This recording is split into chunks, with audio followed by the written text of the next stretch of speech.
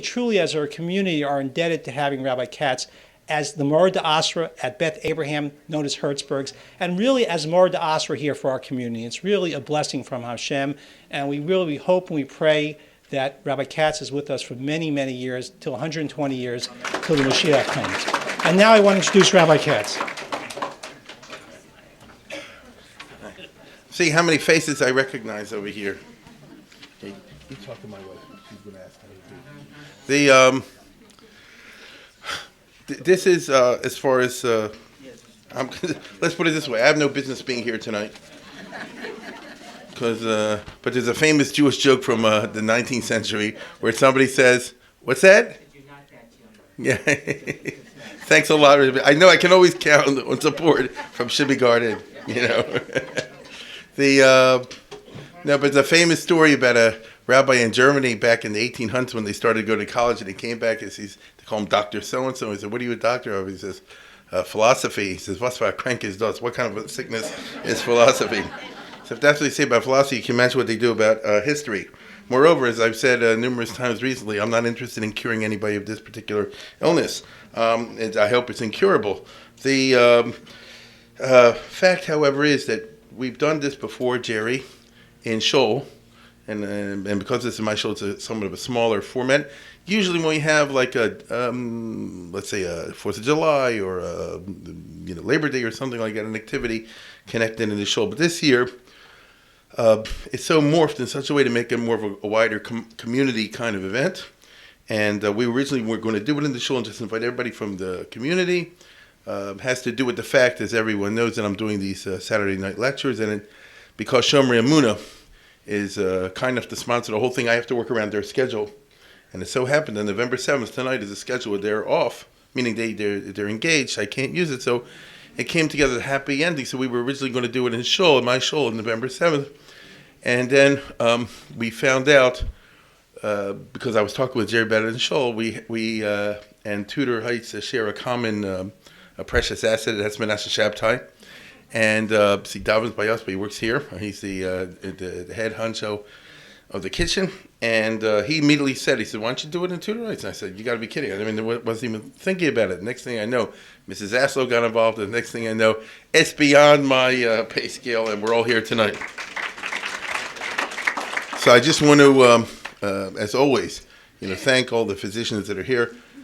Jerry and I are closer and closer, and Dr. Young has saved my life on a number of occasions, as I'm sure it's true of many of you, and all the other physicians over here. And therefore, in that spirit, I say, Bruchim Habaim. And now let's get down to business. I have a talk which for me is a short talk. For me, it's a short talk. If Howard was here, usually I have like 10 pages in front of me. And now I have much fewer than that. You have another busload of fans that are walking down the hall, so could you just schmooze a little bit before you jump into your I see. He wants me to speak. Okay.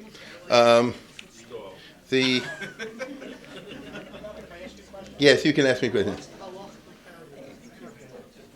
That's in the Torah. It says, Nishmartem el nafsho sechem. He's asking me what you call a rhetorical question. That a person is supposed to take it. If you think about it theologically, and this is not something I wanted to talk about tonight, but we believe that God gave everybody who they are. And so, if that happened, He didn't do it for nothing, therefore you have to take care of it. It's as simple as that. I mean, that's how the ancients thought of these things. You understand? You're not here by accident, here by design. If you're here by design, you're supposed to try to maintain what He gave you, and everything emerges out of that.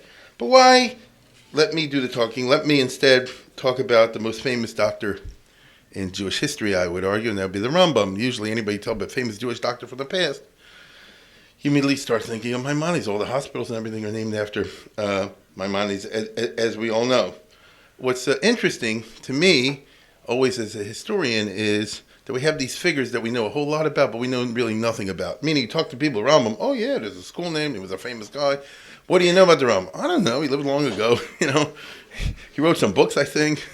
He was a philosopher, I heard. What do you know about philosophy? I don't know, And that goes double for his career as a doctor, as a MD. And let me therefore get down to work and just hope that people who come in will pick it up as we start over here. But I want to talk tonight a little bit. if I do full justice to this subject, you'd have one of my 2-hour things. But let me do a fraction of that and talk about the Rambam and his capacity as an MD. And let me start off by saying that the Rambam's career as a doctor came later in life, as you'll see, and it was a b'diavad and not a l'chadchila. That's not what he planned to do with his life. Certain things happened which led to him sort of changing careers or adopting this particular medical career around the age of 40, roughly speaking.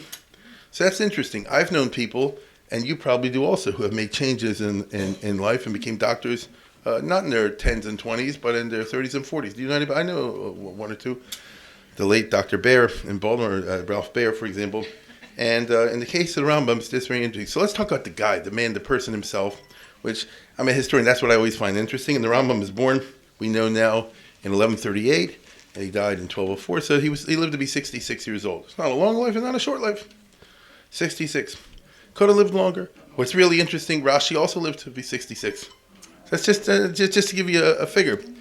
You know, if he would have lived another 10 years, Rashi, he would have done the Yerushalmi. Who knows? No, I'm serious. But, these kind of things sort of matter. The Rambam was born in Cordoba in, there's Spain, of course, in the time when he was born. And as you can see, the Spanish Peninsula, well, I can't tell if I'm saying, well, I'll just describe it. It won't work. So he says, it's fine. Spain at that time didn't exist as a country, as you can see. It's okay. But you can see that it's all broken up into pieces. And basically, there's the southern piece and the northern pieces. The northern pieces are the Christian kingdoms. The southern piece is the Muslim. That's what Spain was once upon a time. The Muslims used to call the South Andalusia, which is why maybe you heard that name. And in the beginning, the Muslims conquered 99% in the 700s. But it's like a cancer. They left a little bit and then came back to bite them. That was Christianity. The 1% they didn't take counterattacked eventually and started 800 years of the Reconquest, the Reconquista. So it really went from 713 or so to 1492. Continual war. And at the time the Rambam was born, it was about half and half, as you can see over here. And he was born in the southern half in Cordoba, the Muslim part. His mother died in childbirth. It's just interesting, right? So Rambam grew up without a mother. It's just, his father remarried and so forth, but it's not the same thing, of course. He was the only child from the first mother. The father remarried, and they had 3 more kids, 2 girls and a boy. So he had what we call a half-brother, and that's who he is. Just to give you an idea of the relationship between these, the year that the Rambam was born, Yehuda Halevi wrote the Kuzari. That's it for it. Now, Yehuda Halevi, if you can look at this map in the middle, lived in the Christian part, in Toledo. So he's an Arab Jew, and the Jews there spoke Arabic like our parents spoke Yiddish. But it's already in the part that's no longer ruled by the Muslims. Just to give you a tiny bit of an idea of the milieu. The Rambam, by contrast, never moves to the Christian areas. Wouldn't think of it, as we'll see. Spain, prior to the Almohads, you had this map, the good old days. The Muslims, at the time I'm talking about when he was born, were still okay with the Jews. And the Jews, therefore, had this famous cultural situation, which we refer today as the golden age of the Jews in Spain. It wasn't as golden as people might imagine, but still it was fairly good. And I would think the most important characteristic for us to take away from this would be the idea of Torah Derech Eretz, as we would call today, or Torah Mata, which is that the people, including the big rabbis, had a very good secular education when they could, as well as a very good Jewish education. The Rambam certainly came from such an intellectual background. Now, his parents, his father, grandfather, and all that had a very solid yeshiva education. Just to give you an idea of what I'm talking about, the father, his rabbi, was the Rimigash. In other words, he learned in the most important yeshiva in Spain. But he also was an MD. So in other words, he obviously acquired a secular education alongside a Jewish education. And in Spain, they worked it out in such a way that it wasn't a contradiction. At the age of 10 years old, everything changed. The Taliban took over, or Al-Qaeda, if you want, or the ISIS. They called it that time the Almohads. Okay? And the reason I tell you that is, right away, see, you can see on the map, the southern half of Spain was now taken over by these people from North Africa. And the first thing they did was prohibit Judaism and Christianity. They killed a lot of them, and they also said that anybody who stays has to convert. Okay? Anybody who stays has to convert. In fact, the Almohads even said you can't leave. And so you can die or convert. That's what it boiled down to. Now, I want you to think about I mention this because I like the human being side of this. Think about the fact you have a 10-year-old and it's a wonderful world, and all of a sudden it isn't. It's a young age to experience this kind of profound impact. But that's what they had to do. The parents, his family, moved away from Cordoba because that was a big center and the Arabs are watching. Notice the Taliban were very strong over there. And they tried to move to places in Spain which they hadn't conquered yet, or at least it wasn't particularly strong, especially to Almeria, which you can see hopefully in the map there is all the way to the south of Spain. Can you see it? Because I can't. And eventually, however, the Almohads took over that part also, what you and I call Gibraltar and all that area. And so the family moves around in Spain. Something along the lines of why my mother had to run away from the Germans, always under a different identity, another town from here to here to here. And after 9 years of moving around, pretending to be Muslims, actually, that's what he had to do. It's a big debate whether they formally converted to Islam, but all you have to, in order to consider formally convert to Islam, all you have to say is, I believe in Islam. The Shahada, there's no God but Allah, Muhammad is the Prophet. If you just say those words, right? Yeah, okay, you have to, thank you. Give us an example, right? And no, he's right. There's a formula to it. But it happens to be machlokas poskim among the Muslims, by the way. There are those who hold that once is enough. And the point is, so it was real tough. So imagine a guy who's 10, 11, 12, 13, 14, 15, 16, 17, 18, 19 years old, living this kind of a life. And imagine someone coming from a very strong rabbinic, Jewish elite background, with a remarried family. The kids are being born, 2 sisters and a brother, and trying to stay indoors as much as possible, I assume. And also a father and a son who are committed to a very rigorous learning schedule. You get what I'm saying?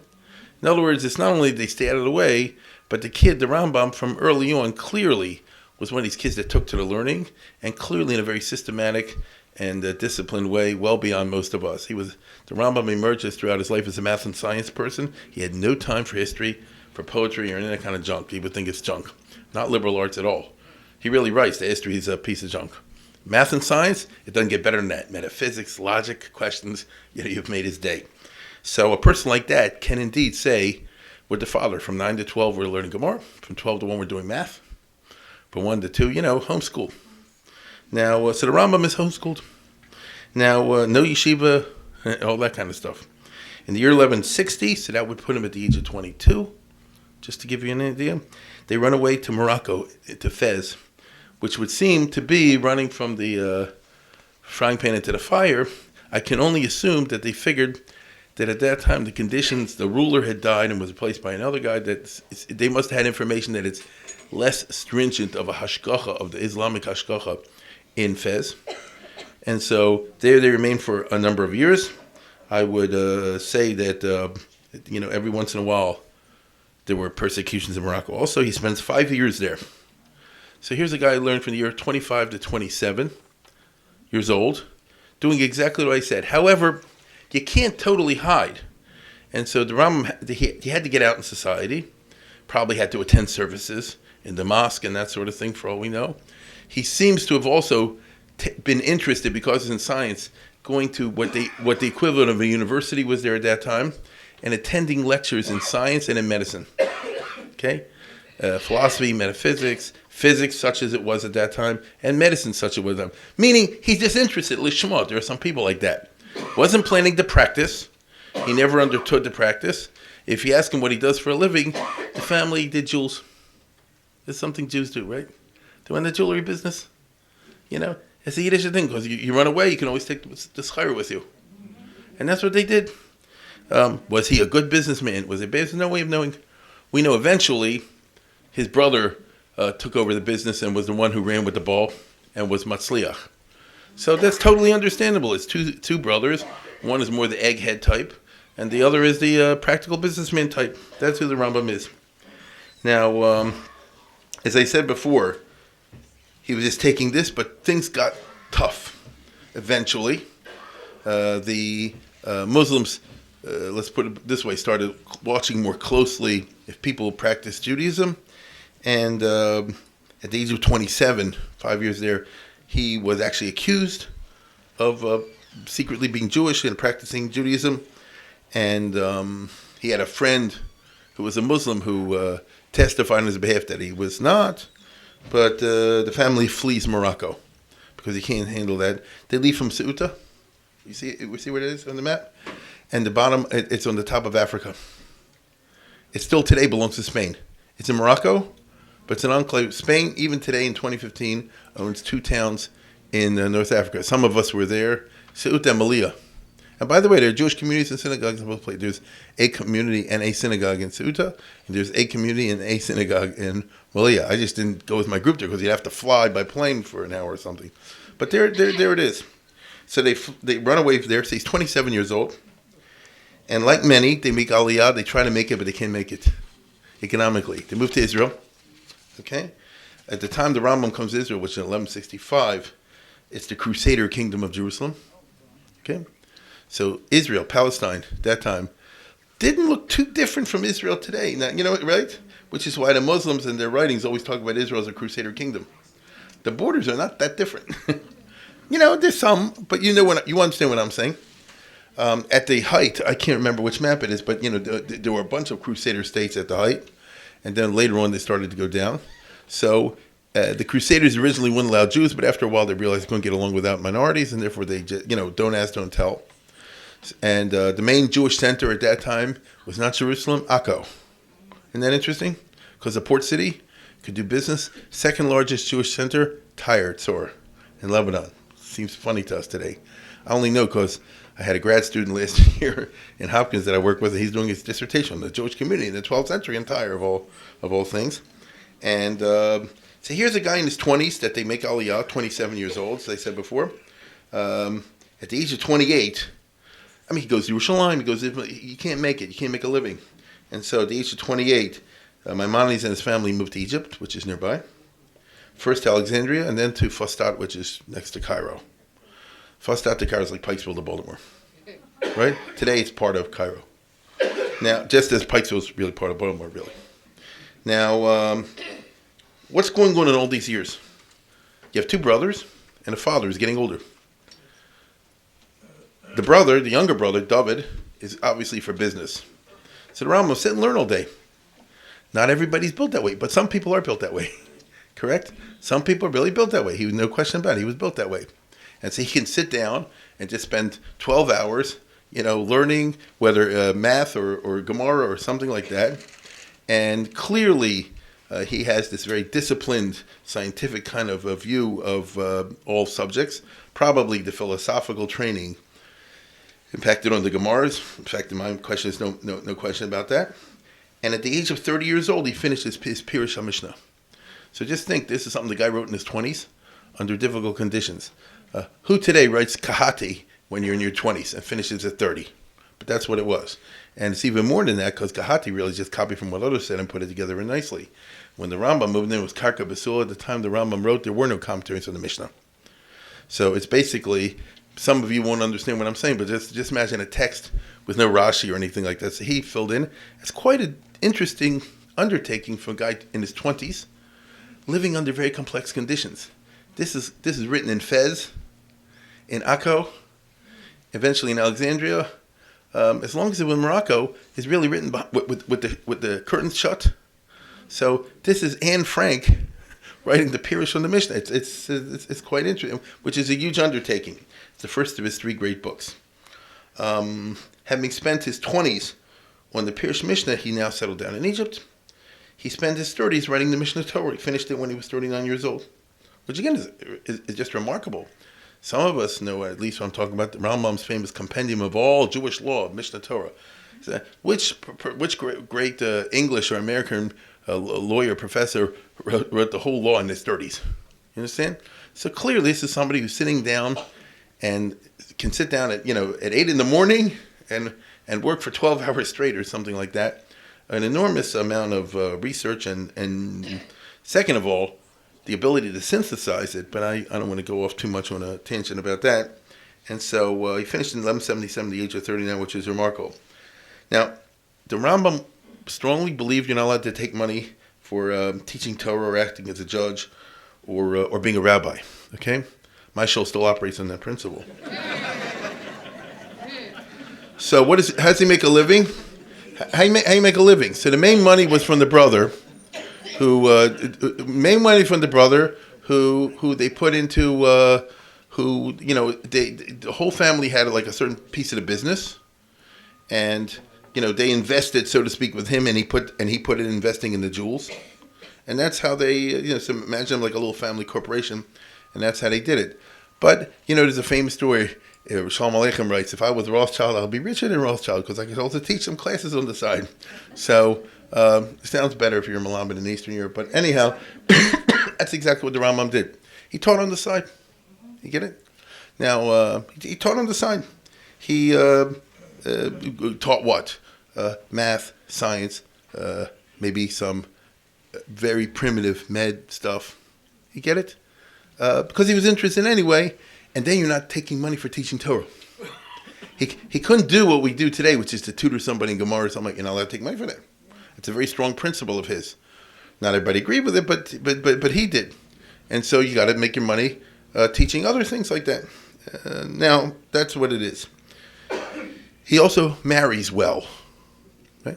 Here's a guy, well, it was around, it's not clear to us, but it seems like he got married when he was like 28, 29, 30, something like that.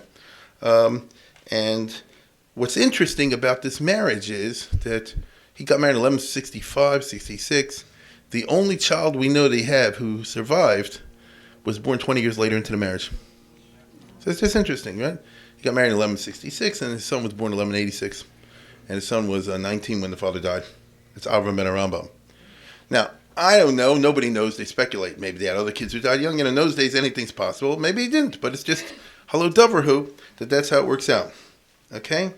Now, around this time, his brother died, perished at sea, taking all the family's money with him, went broke. You see, he thought he had a great idea, which was not a bad idea at all, which is to go to India. There, you could buy the stuff real cheap and sell it well, and all that kind of stuff. So it was, but the reason it was a good idea was it was a high risk, and Itaka took a risk, and it didn't work. And the ship drowned in the Indian Ocean, and he took all the money with him. Now, this led to a shock and deep depression at the age of 40. I can't see it, but you're going to see now a famous letter the Rambam writes over here to somebody talking about how he reacted to his brother's death.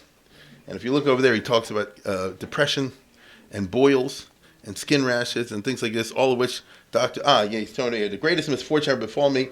My life, he writes to Rabbi, was demise of my brother, and so carrying the money, left me with a little daughter and a widow, meaning my brother's little daughter and my brother's widow. On the day I received terrible news, I fell ill, remained in bed for a year. Right, so what do you call that? For a year, suffering from a sore, boils, fever, and depression, and was almost given up. So he experienced this stuff firsthand. The Rambam is not simply an ivory tower scholar who lived all of his life that way. 8 years have passed, and I'm still mourning unable consolation, and so on and so forth. So it was a blow. And by the way, you see, he was, a high-strung type individual? Is that what you say? Whatever, someone who, here I am in Tudor Heights. I don't know what I'm talking about, but some of you know better what I'm talking about. If he reacted this with a breakdown, and that's what it is for a year, call it what you want, Now, he eventually pulls himself together. So here's somebody at the age, this happened when he's around 40. So all of a sudden, the Rambam isn't just a figure out there. He pulls himself together because he had to. And he begins a regular medical practice because the money's gone. And so what that means in those days is all the stuff you've picked up over the years in a sort of unprofessional way, now he said like this, now I have to crack down on this stuff and attack it professionally. In those days, you didn't go to medical school the way we have today. You had to master the literature on the subject. And so if you're a guy like Rambam, that's the one skill you have, right? And he can master the literature on the subject. And he had, in the course of his years, always liked to talk to other doctors. In other words, he was an amateur. And I'm not like this, but I have friends that are like this. They're not doctors, but they like to talk to physicians, and not, in a crank way, in a real way, and pick up information here and there. And now he's got to make this into something real. Okay, it takes a while to build a successful practice. And from the age of 41 to 66. his practice will grow slowly but surely. So the Rambam is a guy who becomes an MD after he's 40 years old and will spend the rest of his life working on his practice. It's just interesting. In his 40s, he puts together his last book, The Guide for the Perplexed, which he finishes around the age of 50 or 51. Now, this was a philosophy book written for a medical student of his, with whom he had a great deal of kesher, as we would say today. And, of course, it's a very difficult book, but he deals with question of Judaism and philosophy, or science, as it was called in those days. The way they define science is very different than we do today, obviously. Now, each book, therefore, that he wrote, the 3 books took a decade. Took him 10 years to put together the Mishnah commentary. Took him 10 years to put together the law code. And took him about 10 years to put together the philosophy book. These are 3 huge works in Judaism that are still used today. As you'll see, he doesn't write any books after his medical practice takes off. He picks up some VIP patients. Right, this was his big break. Most significantly, the Rambam picked up as a patient and eventually as a friend, a consultant, the most important Palestinian of the 12th century. Right, Abdul Rahim ibn Abi el-Baisuni, who's more famously known as the Qadi al-Fadil. Now, the Qadi is like a rabbi, Islamic clergyman, but more like a posek, not just a rabbi, posek. And al-Fadil was his title. And the Qadi al-Fadil is one of the most famous people in Islamic history. And he was from a Palestinian rabbinical family, if I can use the Islamic term, from Ashkelon, although Baisuni means from Beis Shan. And very interesting figure. And he is well educated in the Islamic stuff. And he moves to Egypt at a young age and becomes a bureaucrat. He knows how to write very well, communicate, and he rises in the bureaucracy there over the course of many years and through many different rulers. And when a lot of people are killed, he's one of the people who are not killed when they have these changes of government, like they still do in Egypt. And becomes indispensable, okay? And eventually becomes Grand Vizier under Saladin. Egypt, and I'm going to tell you, it's really funny in terms of current events. Egypt for 200 years before this was ruled, although that's coming a little bit later. But okay, you can keep that. That's fine. Egypt for 300 years was ruled by Shiites. Isn't that interesting? A lot of the population was Sunni, but the ruling class, the Fatimid dynasty as they call them, and the big shots and the middle class were Shiites. Now, the guys at the bottom weren't crazy about this, but this is the way it was. If you would be a general or this, that, and the other. On rare occasions, they would take a Sunni guy to have a position in the government, especially like I'm talking about as a bureaucrat, pencil pusher, person who can write memoranda and things like that. He worked in what they call the Office of the Army, the Defense Ministry, and eventually into legal stuff. But he was a Sunni. The dynasty I'm talking about, the Fatimids, were not strong enough to fight the Christians. The Christians started invading Egypt, Almaric, the Crusaders. And it was a good chance they were going to take it over right around the time the Rambam showed up in Egypt. And the result was that the Shiite rulers lost their legitimacy as being able to defend the country. And these Kurdish Sunni guys, you and I call Saladin, they rescued everybody. They came in and took over Egypt and kicked the Crusaders out and saved Egypt, as it were. And Saladin was therefore the ruler and his children after him for many centuries. And they had this empire that you can see over here called the Ayyubid Empire on the right hand, which is pretty big. And they were Kurdish. Isn't that interesting? A Kurdish dynasty ruled the Middle East. Now, he usually wasn't in Egypt. Saladin had fighting the Crusaders and running around fighting others. And so basically he said like this, you, Al-Fadil, you be the prime minister and run the whole country for me. You take care of everything from top to bottom, the taxes, the administration, and I trust you to convert everybody way back to Sunni. And because I know how you do it. And he did it. Not overnight. He did very moderately. He built a yeshiva here and a yeshiva there and a kollel there. That's exactly what he did. And it took like a generation or so. And bislachwise, they got rid of all the Shiites. Until today, as a result, Egypt is a bastion of the Sunni religion. It's the big holdout against Iran. And believe me, everything I'm telling you, the Iranians know, and they say, that son of a gun, he stole it from us and we want it back. So if you remember a couple of years ago, the head of Ahmadinejad went one time, if you remember this, a couple of years ago, went on a trip to Egypt to kiss up to Morsi. Because after all, they have a lot in common. They hate the Jews.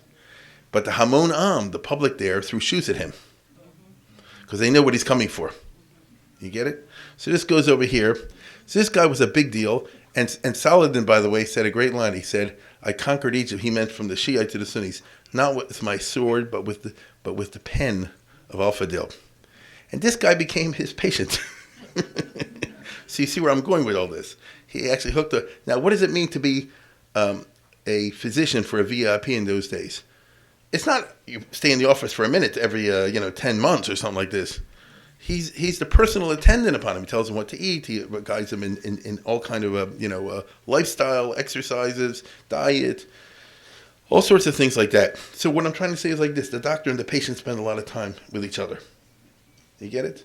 And so here's this guy who's a refugee, a Jewish refugee. And he shows up over there, and he only started his practice, like I said, when he was around 40 years old. But somehow or other, he picked up a reputation. Nobody knows how it exactly happened. But all of a sudden, this guy's on his Rolodex. And you tell me, if he's the number one macher in Egypt, and you have him as a patient, who else do you have as a patient? You see what I'm saying? And this is the key to the career of the Rambam.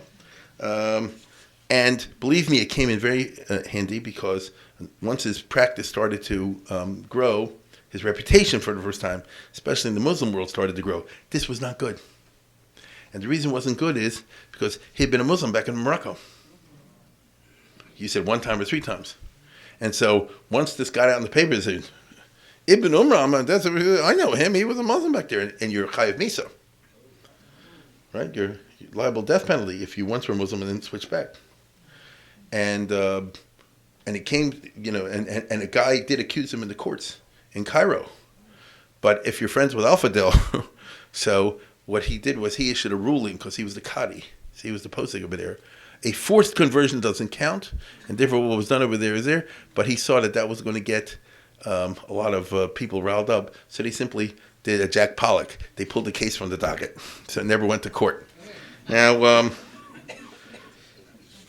in this year, he starts acquiring other patients because Saladin came from a big family. He had 17 sons.